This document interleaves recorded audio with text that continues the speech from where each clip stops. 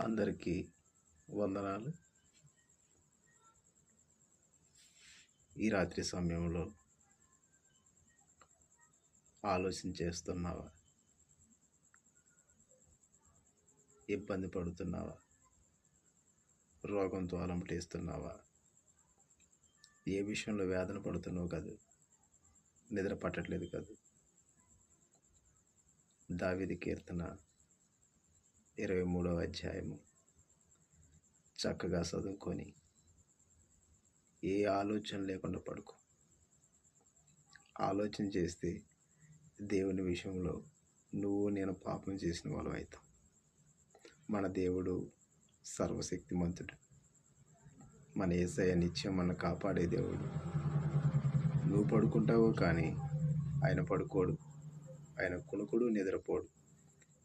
ఈ మాట ఆలకించి హ్యాపీగా నిద్రపో, సంతోషంగా ఉండు. ఉదయకాలమే లేచి 3:30కే దేవుని ఏర్పాట్లో ఉండి ప్రార్థన చేయి, కనిపెట్టుకుంటూ. దేవుడు నిన్ను దీవిస్తాడు, ఆశీర్వదిస్తాడు, ప్రతి సమస్య నుంచి విడిపిస్తాడు. దేవునికి మహిమ కలుగునుగాక. ఆమేన్.